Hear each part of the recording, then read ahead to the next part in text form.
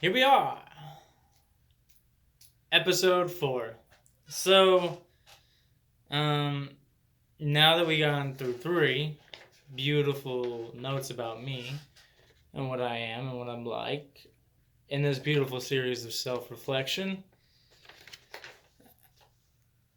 each time I come up to this camera, it's a freestyle, figuring out what's the next one because I don't try. I'm not trying to deliberately think of like what's the next thing to talk about. What is the next thing I should say in my next points because I feel authenticity is 100% the best content because in reality today we see too much planned or scripted. Now the whole idea of this is scripted, me sitting down and coming back and forth, the general idea, it's scripted. It it's scripted to the point I know what I'm gonna do next. Like I know that I'm gonna stop the video and then I'm gonna upload the video and then I'm gonna come back and start another video and do it. But the general thesis of the idea is to learn about myself, start picking up about myself. And this video right here, I just want to say that if you're watching this, this should be more about you than me, because like whether if you watch these just as entertainment or if you're watching this as a learning point or just amazed or find this funny or whatever general reaction you get out of this or emotion you find into the series, it's whatever. But in the mind, in the mind, I don't have the red pen. I have the black pen. So you know what's next? It's gorgeous, gorgeous black pen to tell about myself in a good way, in a very positive manner that I can't hold back. Gotta write it down. Gotta do it. No, I'm kidding. No, I'm being silly. But right now, I just got done with petting. So, what's the next thing? What's the next thing I am talking about? Huh. And I love that the titles they pop up right after like when you're watching this video, you generally know what I'm gonna pick because I've already put it in the title. So you know, but me as of right now, in the past like 3 seconds ago or 4 to 15 seconds ago, I don't know what I'm about to write. So you know more than my past self. So you should feel powerful for knowing the future before the future even happens to me in that moment. So yeah, I'm stupid. But yeah. So a good thing about me is that I'm extremely positive. So even though the negative aspects are there, I'm an extremely positive person. Doesn't matter what it's gonna be or how it's gonna be. And this chair is so squeaky. But it doesn't matter how it's gonna be or what it is. I'm always gonna look for the best in a situation so it comes out better. I'm not gonna sit there and think of all the negatives. I hate doing that, which I combat with people like that a lot. If someone sits there and complains more than once without fixing a problem, it becomes a problem to me because they're sitting there complaining, wasting their time complaining. It irritates me a lot. So look at me complaining about somebody complaining. Oh, it's just so fucking fun. But yeah, I'm very optimistic. I'm a very optimistic individual. So here we go.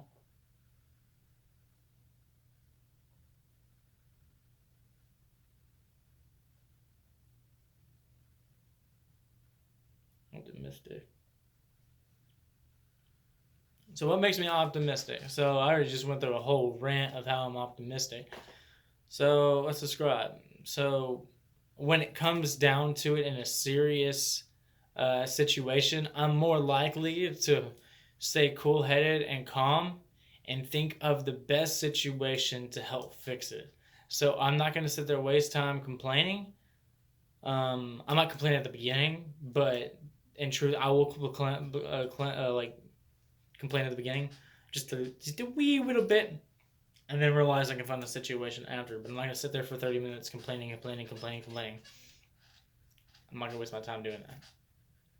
It's a waste of time, waste of energy. But yeah, so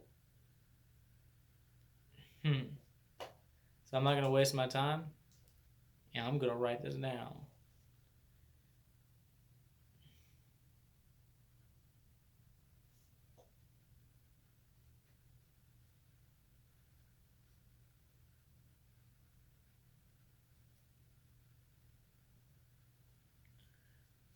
So no matter what,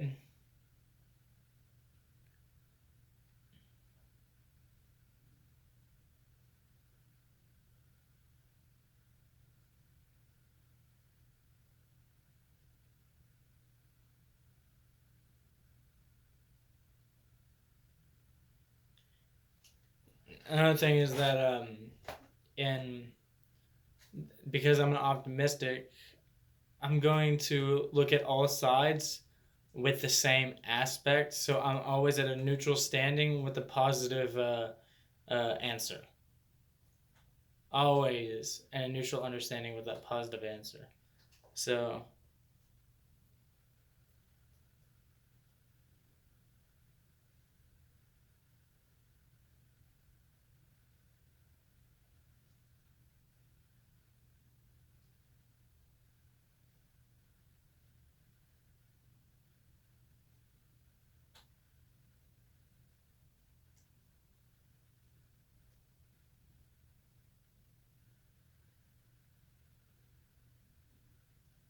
and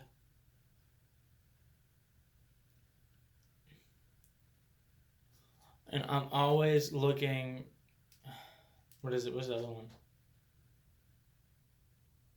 And I'm always looking for the best ideas. So I'm continuously. So it used to be a bad habit, and I think it was a bad habit. I don't know if it was a bad habit, but some people confused me.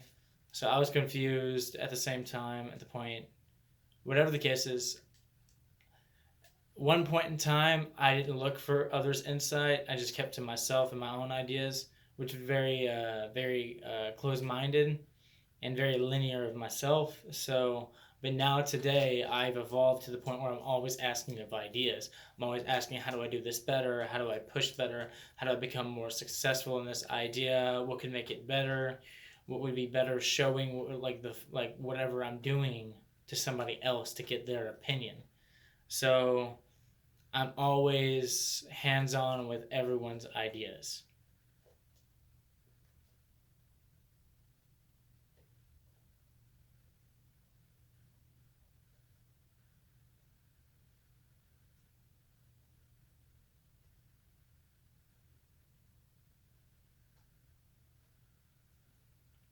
So, a big thing about my optimistic way, I'm always going to go against someone that's negative. So, me and so I can just go with it. A lot of people that I do know that are very pessimistic, I do not blend well with them. I do not like push a good tiding with them. It's kind of hard to like be around those type of people if they're always negative all the time and they're trying to just keep themselves down with all the negatives in life instead of looking at the positives in life. So that's where I become a bother to some people because I'm too optimistic. I'm too energetic with my ideas and thoughts, and I'm always a free thinker. I'm always thinking of new things and thinking of better answers of different things. So a lot of people don't like that, and it's whatever. But that is my greatest aspect. I find it's the most prideful aspect because it keeps me going and it doesn't slow me down. Like other people slow themselves down with their emotions and whatever they feel like. So, I'm not saying your emotions aren't there. I'm not saying that like I'm not being less empathetical of the situation or less sympathetical of it. I care for everyone just in general, but at the time and the point, you don't need to be wasting anything on your own personal emotions or looking at every negative thing in life to slow you down when you can just get to the end goal. And that's where I suck right now because when it's something small, I can do it. But there's something big in my life that I want to like push myself towards, but I don't know it. And I can't just sit around and complain about it because it's not going to get anywhere done. So that's why I'm right here doing this. That's where I've been. That's where I've gotten myself, like running cross country, miles and miles. I found a motive to do something right there and then. I did a free running right there for the past 3 to 4 to 5 years. I've been doing that hardcore as much as I could, even though with the injuries I do have, it doesn't matter. I still push past it. And then alongside with that, now adding dancing and stuff and meeting new people and talking to new people, going to new areas and trying my best to put myself out there or just to change other people's energy. I'm really just like trying to do that and trying to push. Am I very certain on where I'm going? Not really, because my thought process is everywhere. I don't feel certain about anything and everything. But when I have an end goal and I have that, I'm going to work for it, but I just haven't found it. So searching is still needed. It's still needed. And it's great because the discovery and the experience is something that can never be replaced. And during this whole exploration through my life, I found the greatest and also the worst things to happen, but those are learning experience. The worst things can be the greatest things because I will never have most of those worst things happen to me again because I learned from worst things. So I learned from the worst experiences with that. But in general, I have the great experiences. I have bonds. I have family. I have people that I care and love for today because I took the exploration in my own hands and kept pushing and kept pushing and kept pushing. So I didn't give up. And I kept staying optimistic about it. The next day's going to be better. The next day's going to be great. What are we going to do today? We're going to do it. But during the time, I'm going to complain a little petty. But whatever the case is, the end goal is to continue and keep pushing. So, I'm an extremely optimistic person. I think that's a very large quality that's very reserved to me. And there's so much potential behind that still is unshown to me myself, so I can like dip into that reserve and be surprised of what I can do later on in life. I just got to figure out how to tap in that, and soon I will.